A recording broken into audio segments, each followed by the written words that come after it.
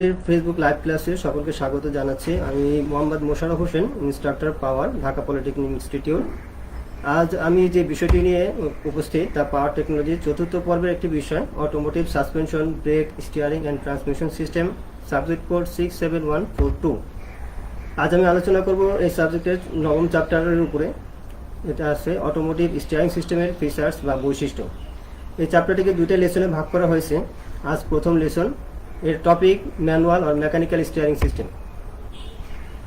প্রিয় শিক্ষার্থীবৃন্দ, আজ এই লেসন শেষে তোমরা যা পারবে, স্টিয়ারিং সিস্টেমের উদ্দেশ্যগুলো বলতে পারবে, স্টিয়ারিং সিস্টেমের প্রকারভেদ করতে পারবে, স্টিয়ারিং সিস্টেমের বিভিন্ন কম্পোনেন্টগুলো কি, তার কাজগুলো কি বর্ণনা করতে পারবে, ম্যানুয়াল বা মেকানিক্যাল স্টিয়ারিং সিস্টেমের কার্যপদ্ধতি বর্ণনা করতে পারবে, বিভিন্ন প্রকার স্টিয়ারিং গিয়ার আছে, এই স্টিয়ারিং গিয়ারের ক্লাসিফিকেশন করতে পারবে, বিভিন্ন প্রকার স্টিয়ারিং গিয়ারের কনস্ট্রাকশন অর্থাৎ গঠন পদ্ধতি এবং এটা কীভাবে কাজ করে কার্যপদ্ধতি বর্ণনা করতে পারবে। চলো শুরু করি। মনে করো তোমার একটা গাড়ি আছে, যাতে গাড়িতে পাওয়ারফুল ইঞ্জিন আছে, হাইলি এফিশিয়েন্ট ট্রান্সমিশন সিস্টেম আছে এবং আরও অনেক মডার্ন ফ্যাসিলিটি আছে, কিন্তু এই গাড়িকে তোমার গন্তব্যে নেওয়ার জন্য, গন্তব্যে যাওয়ার জন্য তার দিক নিয়ন্ত্রণ করার কোনো ব্যবস্থা নাই।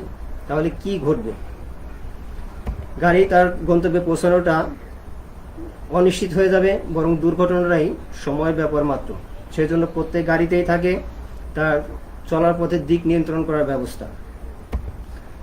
প্রতিনিয়তই গাড়িকে তার দিক পরিবর্তন করতে হয় চলার পথে, বিশেষ করে যখন গাড়ির সামনে কোনো বাধা আসে, সেই বাধাকে পাশ কাটিয়ে যাওয়ার জন্য, রাস্তার মধ্যে সরু বাঁক থাকে, সেই বাঁকে মোড় নেবার জন্য, কখনো রাস্তার এক লেন থেকে আরেক লেনে সুইচ করার জন্য। আর এক্ষেত্রে সাহায্য করে যে সিস্টেম, সেটাই হলো স্টিয়ারিং সিস্টেম। একটি স্টিয়ারিং সিস্টেম গাড়িকে, একজন চালককে গাড়ি সোজা পথে চালাইতে এবং ডানে বা বামে বাঁক নিতে সাহায্য করে, গাইড করে থাকে। আর মূলত এই স্টিয়ারিং সিস্টেম গাড়ির সামনের চাকার কনিক মুভমেন্টটাকেই কন্ট্রোল করে থাকে বেশিরভাগ গাড়িতে। তবে কিছু কিছু গাড়িতে চার চাকার মুভমেন্টটাকেই কন্ট্রোল করে থাকে, বিশেষ করে 4 হুইল স্টিয়ারিং সিস্টেম যে সমস্ত গাড়িতে আছে। এতে করে গাড়ি খুব অল্প দূরত্বের মধ্যে বাঁক নিতে পারে এবং খুব দ্রুত মোড় নিতে পারে। আর এই স্টিয়ারিং সিস্টেমটা একটা গাড়ির প্রাইমারি কন্ট্রোল সিস্টেম। অনেক কন্ট্রোল সিস্টেম আছে, এমনি প্রাইমারি কন্ট্রোল সিস্টেমের মধ্যে একটা স্টিয়ারিং সিস্টেম। আর এই স্টিয়ারিং সিস্টেম সম্পূর্ণ গাড়ি যখন ড্রাইভার চালাতে যাবে, সে গাড়ি চালানোকালীন সময় নিরাপদ বোধ করবে। এখন আমরা জানবো স্টিয়ারিং সিস্টেমের উদ্দেশ্য কি, অটোমোবাইলে স্টিয়ারিং সিস্টেম ব্যবহারের উদ্দেশ্য। একটা গাড়ির যে কোনো স্পিডে খুব সহজে এবং সঠিকভাবে নিরাপত্তার সাথে যাতে এই গাড়িকে হ্যান্ডেল করার জন্য ব্যবহার করা হয়। স্টিয়ারিং নিয়ন্ত্রণের জন্য যে বল প্রয়োগ করতে হয় ড্রাইভারকে, এবং এটাকে কমানোর জন্য স্টিয়ারিং সিস্টেম। এরপর স্টিয়ারিং সিস্টেম ব্যবহার করা হয় ডিরেকশনাল স্টেবিলিটি নিশ্চিত করার জন্য, অর্থাৎ গাড়ির চাকা আমরা গাড়িকে যেদিকে নিতে চাই সেদিকে নেবার জন্য, সঠিক দিক ঠিক রাখার জন্য গাড়ির চাকা এবং রাস্তার সম্পর্কটা ঠিক রাখে, চাকার মধ্যে সম্পর্কটাকে ঠিক রাখে। এই জন্য আমরা স্টিয়ারিং সিস্টেম ব্যবহার করি। এরপরে গাড়িকে কোনো দিকে মোড় নেবার পরে আবার গাড়ির চাকাকে সোজা অবস্থানে আনার জন্য সাহায্য করে এবং টায়ারের ক্ষয় কমাতে সাহায্য করে। আর রাস্তা থেকে যে ঝাঁকুনিগুলো তৈরি হয়, এই ঝাঁকুনিকে কমানোর জন্য ব্যবহার করা হয়, অর্থাৎ এই ঝাঁকুনি ড্রাইভারের শরীরে যাতে ট্রান্সমিট হতে না পারে, এক্ষেত্রে বাধা প্রদান করে স্টিয়ারিং সিস্টেম। এই স্টিয়ারিং সিস্টেম এই সবটাকেই নিজেই অ্যাবজর্ব করে নেয়। এখন আমরা জানবো স্টিয়ারিং সিস্টেমের প্রকারভেদ। স্টিয়ারিং সিস্টেম মূলত মেইনলি দুই প্রকারের, মেকানিক্যাল আর ম্যানুয়াল স্টিয়ারিং সিস্টেম, আর একটা আছে পাওয়ার অ্যাসিস্টেড স্টিয়ারিং সিস্টেম। এই পাওয়ার অ্যাসিস্টেড স্টিয়ারিং সিস্টেমকে আবার 3 ভাগে ভাগ করা যায়: hydraulic power steering system, electric power steering system আর electro hydraulic power steering system. এই হাইড্রোলিক স্টিয়ারিং সিস্টেমটাকে আমরা আবার 2 ভাগে ভাগ করতে পারি, একটা ইন্টিগ্রাল টাইপ আর একটা লিঙ্কেজ বুস্টার টাইপ। আর ইলেকট্রিক পাওয়ার স্টিয়ারিং সিস্টেমকে আমরা কয়েক ভাগে ভাগ করতে পারি: column type, rack and pinion type, single pinion type, double pinion type. আর স্টিয়ারিং সিস্টেম, একটা গাড়িতে কোন ধরনের স্টিয়ারিং সিস্টেম ব্যবহার করা হবে সেটা ডিপেন্ড করে ওই গাড়ির ড্রাইভ ট্রেনটা কেমন, পাওয়ার ট্রেন সিস্টেমটা কেমন, ওই গাড়িতে কী ধরনের সাসপেনশন সিস্টেম ব্যবহার করা হয়েছে এবং এই গাড়িটা কি প্যাসেঞ্জার কার নাকি কমার্শিয়াল কার, এর উপর নির্ভর করে। কয়েক বছর আগেও বেশিরভাগ গাড়িতে ম্যানুয়াল স্টিয়ারিং সিস্টেম ব্যবহার হতো, কিন্তু ইদানিং বর্তমান সময়ে পাওয়ার স্টিয়ারিং সিস্টেমটাই খুব বেশি পপুলার, এটাই বেশি জনপ্রিয়তা পেয়েছে এবং অধিকাংশ গাড়িতেই এখন পাওয়ার স্টিয়ারিং সিস্টেম ইনস্টল করা হয়েছে। এবার আমরা জানবো যে স্টিয়ারিং সিস্টেমে আজকে আমাদের আলোচনার বিষয় হলো ম্যানুয়াল স্টিয়ারিং সিস্টেম নিয়ে। তাই প্রথমে আমরা জানবো যে ম্যানুয়াল স্টিয়ারিং সিস্টেমে কম্পোনেন্টগুলো কী কী। প্রথমে আমরা দেখব একটা চিত্র দেখতে পাচ্ছি পুরো একটা স্টিয়ারিং সিস্টেমের, এর মধ্যে কম্পোনেন্টগুলো দেখানো হয়েছে। একদম প্রথম স্টিয়ারিং হুইল, এটা স্টিয়ারিং হুইল, এর নিচে আছে স্টিয়ারিং কলাম, এই কলামের ভেতর দিয়ে আছে স্টিয়ারিং শ্যাফট, আর একদম নিচে আছে স্টিয়ারিং গিয়ার। এই গিয়ারের আউটপুটে একটা আছে আর্ম আছে, এটাকে বলি পিটম্যান আর্ম, আর এখান থেকে শুরু করে চাকা পর্যন্ত যেগুলো আছে এগুলোকে আমরা বলি স্টিয়ারিং লিঙ্কেজ। বিভিন্ন প্রকারের হয়ে থাকে লিঙ্কেজগুলো, এই সব কম্পোনেন্টগুলো লিঙ্কেজের একই রকম থাকে না সব সিস্টেমে। তাহলে মূলত আমরা কম্পোনেন্ট পেলাম steering wheel, column, shaft, steering gear, steering linkage. এবার আমরা এগুলো সম্পর্কে একটু বিস্তারিত জানবো। তার আগে এই কম্পোনেন্টগুলো তৈরি করতে যে ম্যাটেরিয়ালগুলো ব্যবহার করা অত্যন্ত টেকসই ম্যাটেরিয়াল হতে হয়, যেমন stainless steel, iron, aluminium, copper, magnesium, titanium, platinum ব্যবহার করা হয়। কিছু কিছু উপাংশ তৈরিতে রাবার এবং প্লাস্টিকও ব্যবহার করা হয়। এবার স্টিয়ারিং হুইল সম্পর্কে জানি। স্টিয়ারিং হুইল এটা ড্রাইভিং কম্পার্টমেন্টের ভিতরে ড্রাইভিং সিটের সামনেই যে হুইলটা আমরা দেখি এটাই মূলত স্টিয়ারিং হুইল।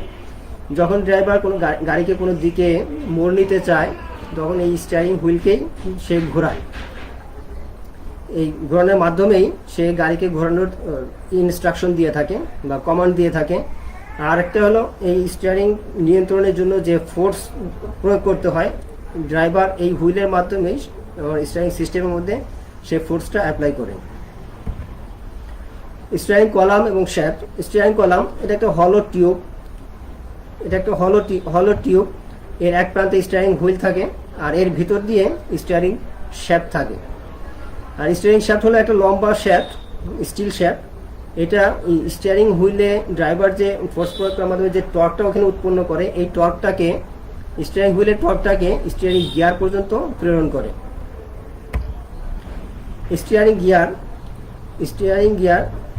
স্টিয়ারিং শ্যাফটের নিচের প্রান্তে স্টিয়ারিং গিয়ার সংযুক্ত থাকে। এটা একটা কেজিংয়ের ভিতরে থাকে। এটা কেজিং সহ এই গিয়ার মূলত দুইটা কাজ করে। যেমন একটা হলো যে স্টিয়ারিং হুইলের মধ্যে ড্রাইভার যে গতিটা দেয় সেটা হলো রোটারি মোশন, হুইলটাকে ঘোরায়, রোটারি মোশন দেন। এই রোটারি মোশনটাকে লিনিয়ার মোশন বা স্ট্রেট লাইন মোশনে কনভার্ট করে পিটম্যান আর্মের সাহায্যে। এটাকে রোটারি লিনিয়ার মোশনে কনভার্ট করে, অর্থাৎ হুইলটা ঘুরে কিন্তু পিটম্যান আর্মটা ডানে বামে বা সামনে পিছনে মুভ করতে থাকে। আরেকটা কাজ করে সেটা হলো স্টিয়ারিং হুইলের মাধ্যমে ড্রাইভার যে বলটা প্রয়োগ করে এই বলটাকে আরও মাল্টিপ্লাই করে দেয় আমার স্টিয়ারিংটাকে নিয়ন্ত্রণের জন্য, গাড়ির চাকাকে ঘোরানোর জন্য আরও মাল্টিপ্লাই করে দেয়, বৃদ্ধি করে দেয় বাই গিয়ার রিডাকশনের মাধ্যমে। Steering linkage. স্টিয়ারিং গিয়ার বক্সে এসে যে গতিটা স্ট্রেট লাইন মোশনে কনভার্ট হয়ে গেল, অর্থাৎ পিটম্যান আর্মের মধ্যে যে মুভমেন্টটা তৈরি হলো এই মুভমেন্টটাকে স্টিয়ারিং লিঙ্কেজের মাধ্যমেই হুইলে পৌঁছানো হয়। স্টিয়ারিং লিঙ্কেজের মাধ্যমেই মুভমেন্টটাকে হুইলে পৌঁছানো হয়, এতে করে চাকা তার দিক পরিবর্তন করে। স্টিয়ারিং লিঙ্কেজ বিভিন্ন প্রকারের আছে, এখানে দুটো চিত্র দেখানো হয়েছে দুই ধরনের। এটা হলো প্যারালোগ্রাম লিঙ্কেজ আর এটা হলো র্যাক অ্যান্ড পিনিয়ন টাইপের লিঙ্কেজ। এবার আমরা জানবো একটা ম্যানুয়াল স্টিয়ারিং সিস্টেম কিভাবে কাজ করে। কম্পোনেন্টগুলোর সাথে আমরা আগেই পরিচিত হয়েছি, শুধু আমরা কীভাবে কাজ করে অপারেশনটা জেনে নিই। যখন ড্রাইভার গাড়িকে কোনো একদিকে বাঁক নিতে চায়, আমরা ধরে নিই যে গাড়িটাকে ড্রাইভার ডান দিকে বাঁক নিতে চাচ্ছে, তাহলে হুইলটাকে ডান দিকে ঘোরাবে, অর্থাৎ অ্যান্টি ক্লকওয়াইজ ঘোরাবে। ড্রাইভার যখন হুইলটাকে অ্যান্টি ক্লকওয়াইজ ঘোরাবে এর সাথে সংযুক্ত শ্যাফটটাও ঘুরবে। শ্যাফটের সাথে সংযুক্ত এখানে যে স্টিয়ারিং গিয়ার আছে, এখানে গিয়ারে এই ঘূর্ণন গতিটা আসবে এবং স্টিয়ারিং গিয়ারের আউটপুটে গিয়ে এই পিটম্যান আর্মের মধ্যে এই ঘূর্ণন গতিটা স্ট্রেট লাইন মোশনে কনভার্ট হয়ে যাবে এবং এর সাথে সংযুক্ত লিঙ্কেজের মাধ্যমে এই মুভমেন্টটা চাকায় পৌঁছাবে এবং চাকা দিক পরিবর্তন করবে। এটা ওভারঅল একদম সিম্পলি যদি আমরা অপারেশন বলি তাহলে এইরকমই। এখন আমরা যদি বলি যে গাড়িটা যদি ডান দিকে ঘোরাতে চাই তাহলে কি ঘটে, তাহলে স্টিয়ারিং হুইলটাকে ডান দিকে ঘোরানো হয়, এর সাথে সংযুক্ত শ্যাফটটাও অ্যান্টি ক্লকওয়াইজ ঘুরে, এবং স্টিয়ারিং গিয়ারের আউটপুটে যে পিটম্যান আর্মটা, সেই আর্মটা তখন ডান দিকে মুভ করে, আর্মটা ডান দিকে মুভ করে। এই আর্মের সাথে সংযুক্ত স্টিয়ারিং লিঙ্কেজ যেটা আছে, এই লিঙ্কেজগুলো, লিঙ্কেজের যে সেন্টার লিঙ্ক আছে, আর্ডুলার আর্ম আছে, এদিকে টাই রড আছে, এগুলো টাই রড। এই টাই রডটা তখন ডান দিকে মুভ করে। টাই রডটা ডান দিকে মুভ করলে এটা স্টিয়ারিং নাকলকে, একদম ডান দিকের চাকার স্টিয়ারিং নাকলকে টেনে আনে, আর বাম দিকের চাকার নাকলকে ধাক্কা দেয়। এতে করে চাকার সামনের দিকটা, ডান দিকের চাকা দুই হুইলেরই সামনের দিকটা ডান দিকে ঘুরে যায়। এতে করে গাড়িটাও ডান দিকে বাঁক নেয়। এবার আমরা জানবো এই স্টিয়ারিং গিয়ার এবং লিঙ্কেজের গঠনগত পার্থক্যের কারণে আমার স্টিয়ারিং সিস্টেমের কার্যপদ্ধতিও পরিবর্তন হয়ে থাকে। আজ আমরা দেখব স্টিয়ারিং, বিভিন্ন প্রকার স্টিয়ারিং গিয়ার সম্পর্কে, এর গঠন সম্পর্কে। স্টিয়ারিং গিয়ারগুলো আমরা আগেই জেনেছি, স্টিয়ারিং গিয়ার এটা একটা বক্সের ভিতরে থাকে, যে বক্সটাকে আমরা স্টিয়ারিং গিয়ার বক্স বলি। আর এটা মূলত দুইটা কাজ করে, সেটা আমরা আগেই জেনেছি। এখানে শুধু আমরা একটা জিনিস দেখব, সেটা হলো যে আমরা দেখেছি স্টিয়ারিং গিয়ারটা ফোর্সকে মাল্টিপ্লাই করে, বৃদ্ধি করে গিয়ার রিডাকশনের মাধ্যমে। গিয়ার রিডাকশনটাকে এটা একটু জানবো। গিয়ার রিডাকশনটা মূলত স্টিয়ারিং রেশিও, অর্থাৎ স্টিয়ারিং ড্রাইভার যে স্টিয়ারিং হুইলকে ঘোরায়, অর্থাৎ স্টিয়ারিং হুইলের ঘূর্ণন সংখ্যা এবং স্টিয়ারিং নাকলের ঘূর্ণন, এই দুয়ের অনুপাতই হলো স্টিয়ারিং রেশিও বা গিয়ার রিডাকশন। এটা রেঞ্জ 10:1 থেকে 25:1 পর্যন্ত হয়ে থাকে। হেভি ভেহিকেল যেগুলো বা হাই লোডেড ভেহিকেল যেগুলো, সেগুলোর স্টিয়ারিং রেশিওটা বেশি হয়ে থাকে, বা এবং লাইট ভেহিকেল এর জন্য কম হয়ে থাকে। বিশেষ করে স্পোর্টস রেসিং কার যেটা, সেটার স্টিয়ারিং রেশিওটা খুবই কম হয়ে থাকে, কারণ তার কুইক রেসপন্স দরকার। স্টিয়ারিং হুইল কম ঘোরালেই গাড়িটা ঘুরতে পারে। আর বেশিরভাগ প্যাসেঞ্জার কারে 16:1 পর্যন্ত হয়ে থাকে। তাহলে একটা গাড়ির স্টিয়ারিং রেশিও 16:1 বলতে আমরা কি বুঝবো, যে স্টিয়ারিং হুইলটাকে যদি 16 ডিগ্রি ঘুরাই, আমার চাকা ঘুরবে 1 ডিগ্রি। এবার স্টিয়ারিং সিস্টেমের প্রকারভেদ, স্টিয়ারিং গিয়ারের প্রকারভেদ। স্টিয়ারিং গিয়ার বিভিন্ন প্রকার হয়ে থাকে, এর মধ্যে rack and pinion type, recirculating ball type, worm and wheel type, worm and sector type, cam and lever type, worm and roller type, screw and dart type. এর মধ্যে র্যাক অ্যান্ড পিনিয়ন টাইপ এবং রিসার্ভেলিং ball type, এই দুটোই সবচেয়ে বেশি ব্যবহার হয়। বাকিগুলোর ব্যবহার পুরোনো গাড়িগুলোতে পাওয়া যেতে পারে, ইদানিং এগুলোর ব্যবহার নাই বললেই চলে। প্রথমে rack and pinion type steering gear. এটা একদম খুবই সিম্পল স্টিয়ারিং সিস্টেমের স্টিয়ারিং গিয়ার। এটা এখন খুব ব্যাপকভাবে ব্যবহৃত হচ্ছে, এবং তোমার স্মল কার যেগুলো আছে, লাইট ভেহিকেল যেগুলো আছে, এগুলোতে ব্যবহার করে, স্মল ছোট ট্রাকে ব্যবহার করে, সুপার ইউটিলিটি ভেহিকেলে ব্যবহার করে। আর আমরা এখন প্রত্যেকটা গিয়ারেরই দুটো জিনিস জানবো। একটা হলো গিয়ারের কনস্ট্রাকশনটা কেমন, আর একটা হলো এটা কিভাবে কাজ করে। তো প্রথমে আমাদের র্যাক অ্যান্ড পিনিয়ন টাইপের কনস্ট্রাকশনটা যদি দেখি, এটা খুবই সিম্পল। এতে একটা র্যাক থাকে, একটা পিনিয়ন থাকে। র্যাকের উপরের দিকে, এই যে র্যাকের উপরের দিকে দাঁত কাটা থাকে, আর পিনিয়নের দাঁতের সাথে এই র্যাকের দাঁতগুলো মেশ করা থাকে, আর পিনিয়নটা স্টিয়ারিং শ্যাফটের সাথে সংযুক্ত থাকে, স্টিয়ারিং শ্যাফটের নিচের প্রান্তে। আর এই পুরোটাই একটা বক্সের মধ্যে থাকে, এই যে উপরে যে বক্স কাভার দেওয়া আছে, বক্সের মধ্যে থাকে। আর র্যাকের সাথে দুই দিকে টাই রড, স্টিয়ারিং আর্ম সংযুক্ত থাকে। এবার এখন জানি কিভাবে কাজ করে। স্টিয়ারিং হুইলকে যখন ঘোরানো হয়, স্টিয়ারিং হুইলের সাথে সংযুক্ত এই শ্যাফট ঘুরতে থাকে, অর্থাৎ পিনিয়নটাও ঘুরতে থাকে। পিনিয়নটা যখন ঘুরে, পিনিয়নের মোশনটা হলো রোটারি মোশন। এই র্যাকটা তখন সাইড বাই সাইড, অর্থাৎ ডানে বামে মুভ করতে থাকে, যে কোনো একদিকে। যে আমি পিনিয়নটাকে যেদিকে ঘোরাবো সেই অনুপাতে আরেক দিকে ঘুরবে। তাহলে পিনিয়নটা হলো ঘুরতে থাকবে, আর পিনিয়নটা হলো ডানে বামে মুভ করবে। তাহলে পিনিয়নের এই মুভমেন্টটাই ওই টাই রড এবং স্টিয়ারিং আর্মের মাধ্যমে চাকায় প্রেরণ করা হয়, এবং এর ফলশ্রুতিতে চাকা তার দিক পরিবর্তন করে। এবার আমরা জানবো রিসার্কুলেটিং বল টাইপ স্টিয়ারিং গিয়ার সম্পর্কে। প্রথমে আমরা গঠন সম্পর্কে একটু জেনে নিই। রিসার্কুলেটিং বল টাইপ স্টিয়ারিং গিয়ারে স্টিয়ারিং শ্যাফটের নিচের প্রান্তে একটা ওয়ার্ম সংযুক্ত থাকে, স্টিয়ারিং গিয়ারের নিচের প্রান্তে ওয়ান সংযুক্ত থাকে। এই ওয়ানগুলো তো এই শ্যাফটের নিচের প্রান্তে বোল্টের মতো করে থ্রেড কাটা থাকে, বোল্টের মতো করে থ্রেড কাটা থাকে। আর এর উপরেই একটা নাট পরানো থাকে যেটা ফ্রিলি এই ওয়ার্মের উপর দিয়ে মুভ করতে পারে। আর এটার ভিতরে এই দুটোর মধ্যে যাতে ঘর্ষণ কমানো যায় বা ঘর্ষণ কমানোর জন্যই এর গ্রুপের ভিতর দিয়ে রিসার্কুলেটিং বল ব্যবহার করা হয়। এবং এই নাটের উপরের দিকে কিছু দাঁত কাটা থাকে, আর এই দাঁতের সাথে একটা সেক্টর গিয়ারের দাঁত মেশ করা থাকে। সেক্টর গিয়ারের সাথে ক্রস শ্যাফটের মাধ্যমে একটা পিটম্যান আর্ম সংযুক্ত থাকে, পিটম্যান আর্ম বা ড্রপ আর্ম সংযুক্ত থাকে।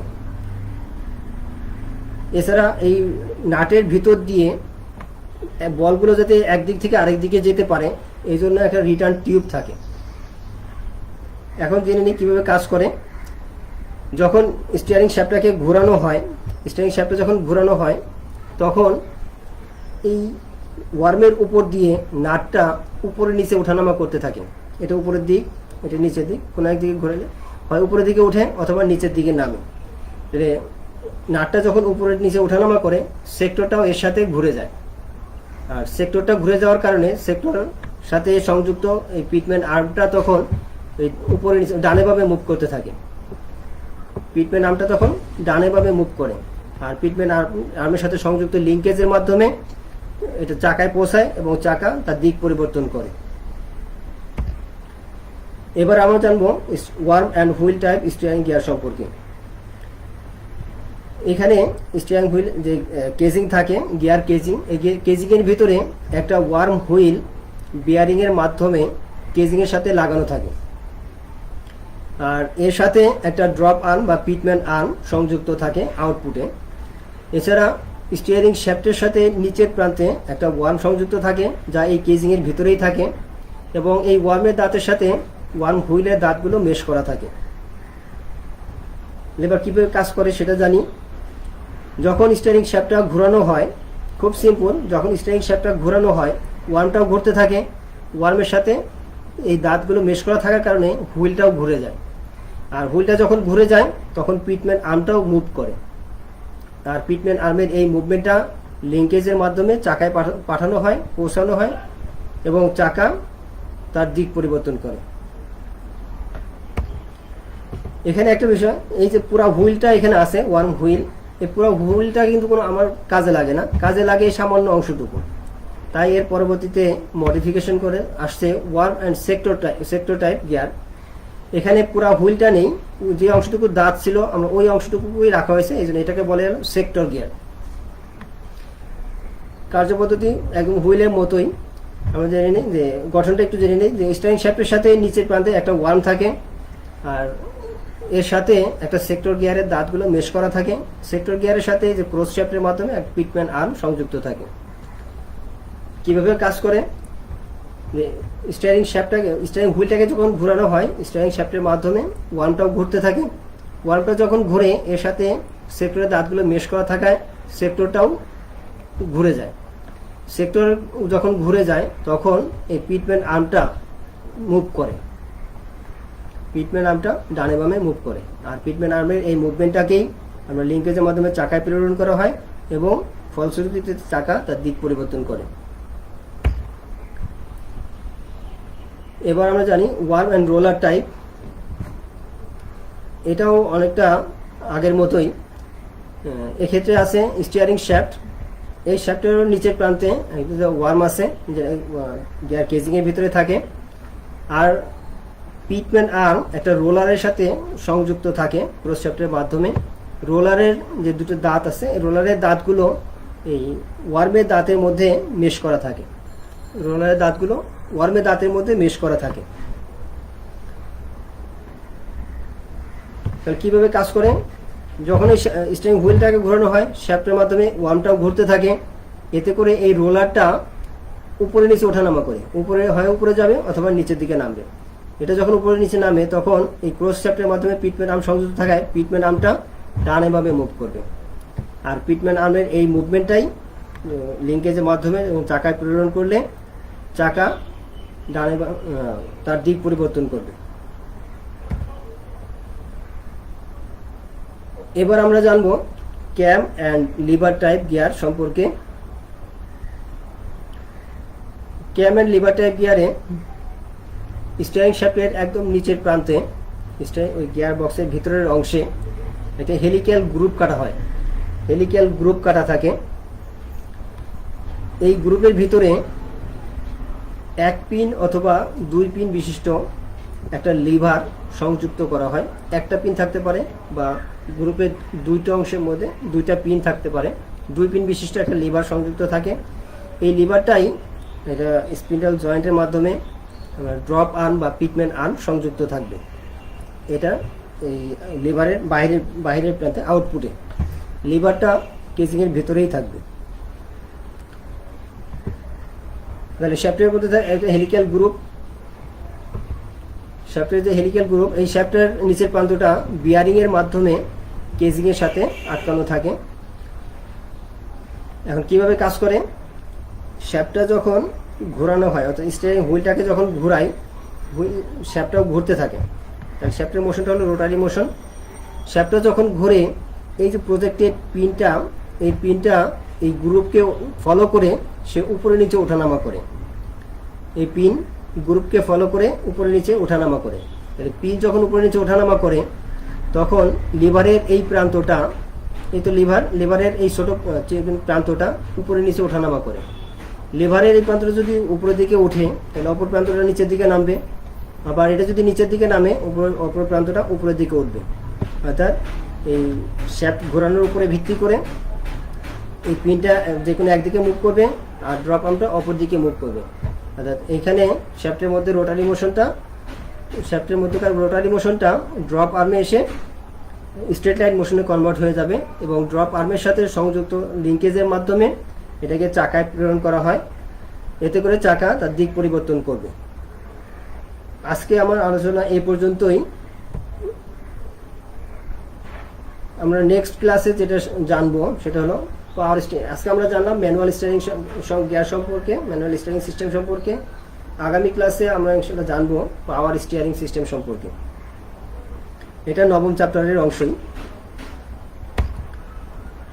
এখন এই যতটুকু আলোচনা করলাম এর মধ্যে তোমাদের যদি কোনো কোয়ারি থাকে, কোনো প্রশ্ন থাকে, তাহলে আমার সাথে যোগাযোগ করতে পারবে থ্রু দ্য ইমেল mossaraf2482@gmail.com অথবা আমার মোবাইল নম্বরে ফোন দিলে আমার সাথে যোগাযোগ করতে পারবে। তো আজকে ক্লাসে পর্যন্ত সকলকে ধন্যবাদ। সবাই আগামী ক্লাস পর্যন্ত সুস্থ থাকো, ভালো থাকো। আল্লাহ হাফেজ।